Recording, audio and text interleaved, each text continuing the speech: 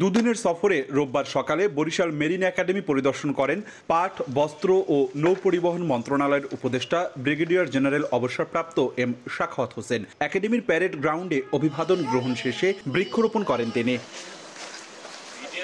পরে সাংবাদিকদের প্রশ্নের জবাবে তিনি বলেন, পাহাড়ে যাতে কেউ ইন্ধন যোগাতে না পারে সেজন্য বাসিন্দাদের দুঃখ বেদনা বুঝে শান্তি বজায়ে সব পক্ষকে এগিয়ে আসতে হবে।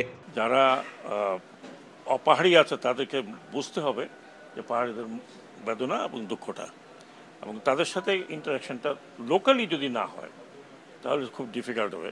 আছে এর মধ্যে তো অনেকে অনেক রকমের ইন্ধন যোগাইতে থাকে। আমি মনে করি এটা সমাজের দায়িত্ব, শুধুমাত্র সরকারের দায়িত্ব তা না, এবং মিলেমিশে থাকাটা হলো বেটার।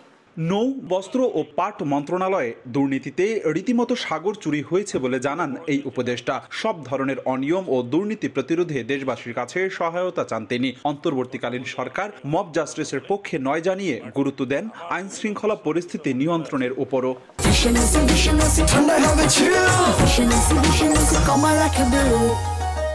আমি যা দেখেছি এটাকে সাগর চুরি বলা যায় না, প্রশান্ত মহাসাগরীয় চুরির জায়গাগুলো হয়েছে প্রচুর। এই লাস্ট 15 বছর যে গভর্নমেন্ট ছিল, পুরো কি বলবো, কি শব্দ পাচ্ছি না, এবং পুরো সিস্টেম খারাপ করে গেছে, অলমোস্ট ফিনিশড।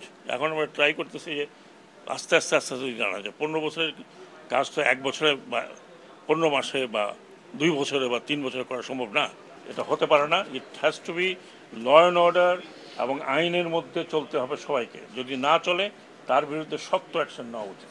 বাংলাদেশের মেরিনদের আন্তর্জাতিক অঙ্গনে গ্রহণযোগ্যতা বাড়াতে প্রয়োজনীয় পদক্ষেপ গ্রহণ করা হচ্ছে জানিয়ে দুবাই ও সিঙ্গাপুর অ্যাম্বাসিতে 2টি নতুন পদ সৃষ্টি করা হচ্ছে বলেও জানান উপদেষ্টা এম সাখাওয়াত হোসেন। অপূর্ব অপু, সময় সংবাদ, বরিশাল।